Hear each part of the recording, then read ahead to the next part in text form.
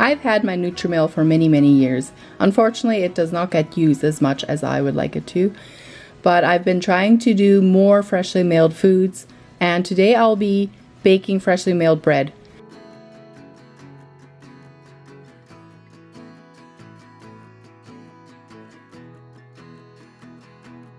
I start by scooping my wheat berries into my Nutrimil machine, and this is hard red wheat variety.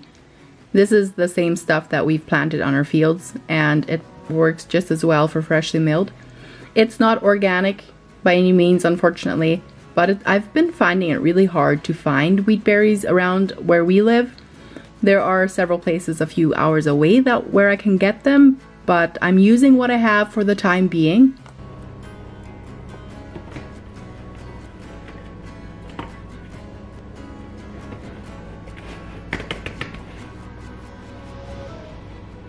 Hey everyone, I'm glad you're here. My name is Marilyn, and today I'll take you along with me on my day.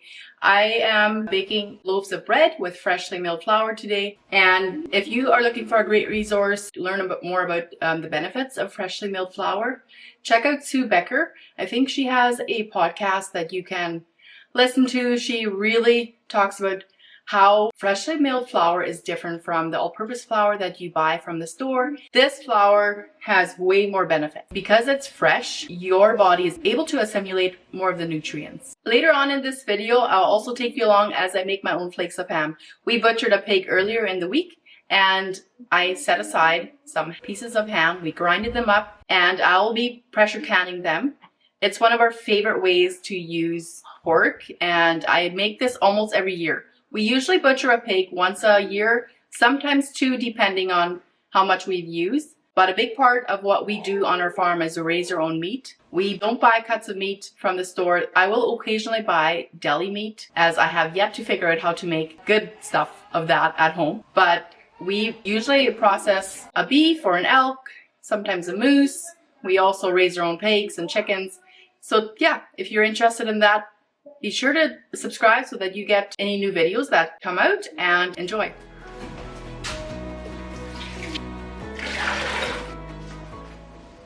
The main difference I learned when I started baking with freshly milled flour is the bran content in freshly milled flour is noticeably higher, as it should be, and it takes a while for it to absorb the water. So letting your dough mix for a longer amount of time is very important. Letting it set on the counter for about half an hour to an hour also does the same thing. You still need to mix it really well. I mix my freshly milled bread recipe for about 15 minutes, which is about double the amount of time that I'm mixing when I'm using straight all-purpose flour from the store.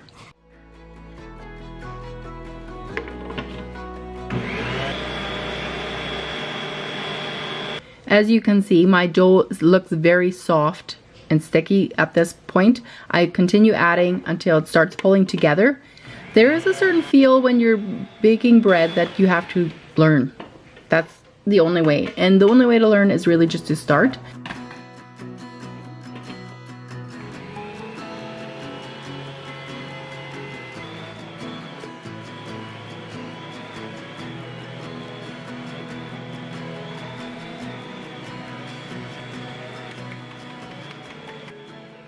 Because I've milled extra, I am going to store this in the freezer. I don't know what the statistics are, but freshly milled flour does lose its nutrients fairly quickly. And if you'll just have it on the counter, like all the stuff that we get from the store, it will lose its nutrients. And you want your breads and doughs to be as nutrient rich as possible.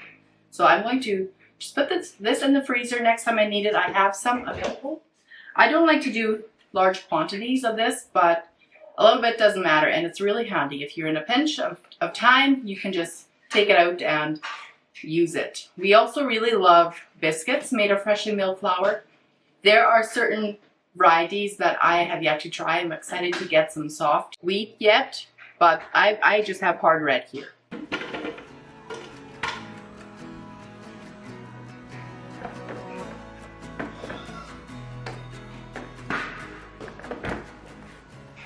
This dough came together really well. I was very happy with the texture and the feel of it. It wasn't too hard, but it wasn't too soft either. And what I found when using freshly milled flour, especially if your machine runs a little bit warm, is that your flour is a little bit warm, which you have to be careful with, that it doesn't get too hot, but it produced a beautiful rise.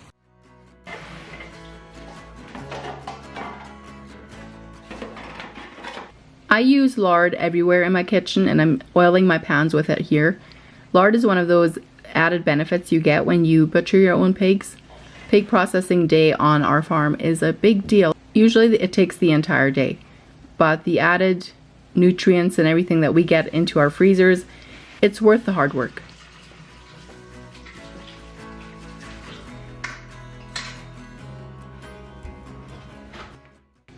I usually don't weigh my dough when I'm making loaves. I feel like we eat it so quickly that it doesn't really matter if some loaves are bigger than the others. So I usually just eyeball it and it gets eaten. I do have 2 smaller pans, so if I feel like 2 pieces are a little bit smaller, I'll just put them in those pans. But these all turned out great.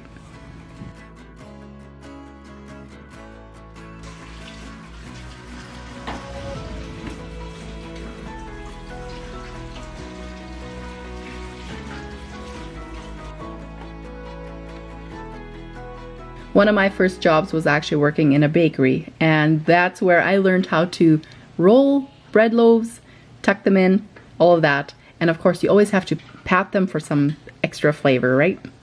So while my bread is doing its thing, it'll rise for about 45 minutes to an hour, depending on how it looks. I will start on my flakes of ham. Now this, I put in brine and a marinade mixture at the beginning of the week after we had butchered the pig, and it's ready to be pressure canned.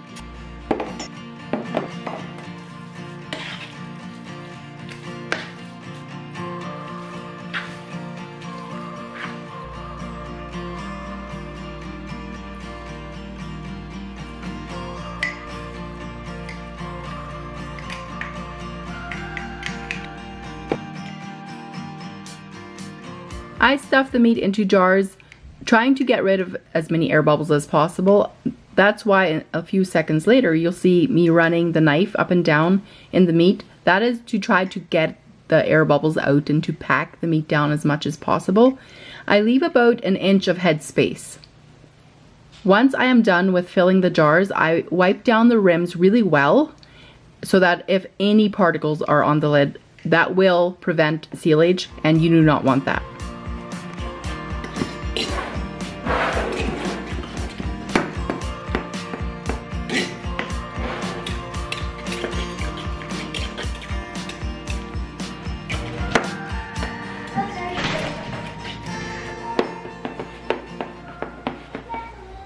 One of the most important tips in canning is wiping down the rim really well. There can be a little particle of food or something on the rim and it will prevent your jar from sealing, and you do not want that.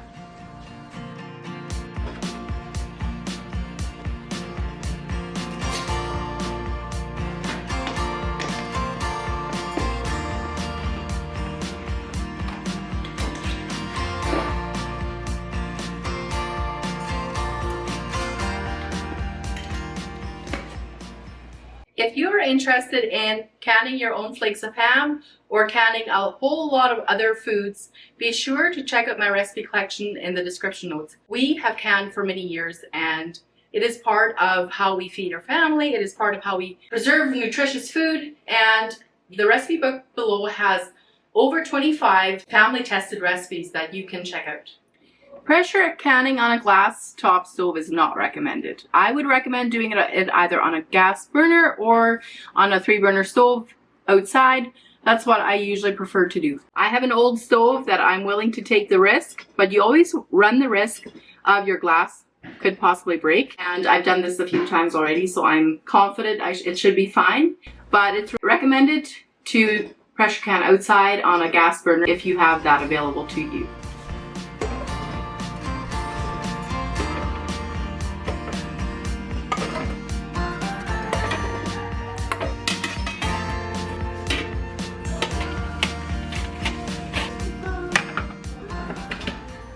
The bread is rising really nicely, and I will be baking this in about 5 minutes once my oven has preheated.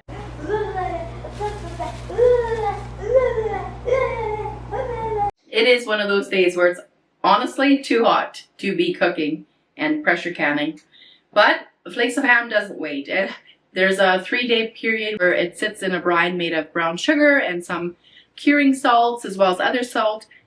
Once those days are passed, you really want to pressure can it. This is our sweet little Kezia. She is 5 months old now and she's been such a good baby. So content.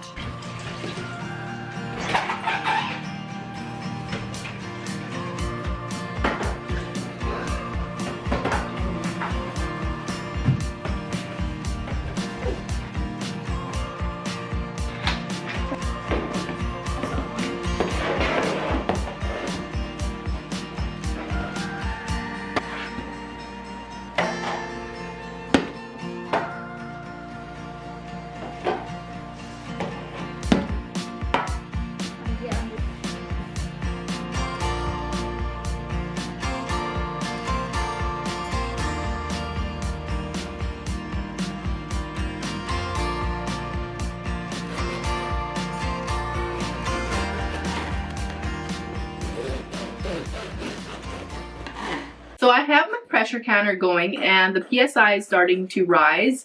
I will let it get to 10 PSI before setting my timer. The original manual that came with my pressure canner said that for raw packed meats in pints, 60 minutes was enough. I've started doing 75 minutes. I've never had a problem with 60 minutes, but just to be on the safe side, I'm going to be doing 75 minutes today. Depending on your altitude, you might need to bring it to 11 PSI before setting your timer. And then for those 60 to 75 minutes, you need to keep it at that recommended PSI. Make sure that you will have safe food to consume. My pot is finally done and I will be taking them out, letting them cool.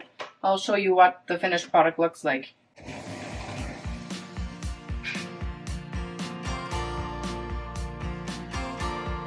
pretty amazing.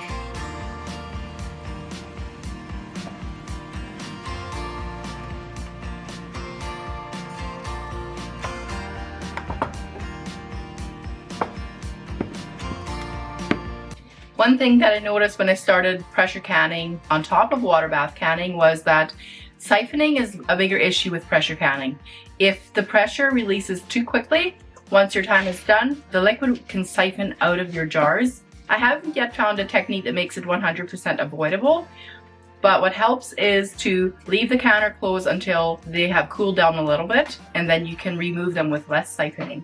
This will last us about a year. We use this mostly as a sandwich spread.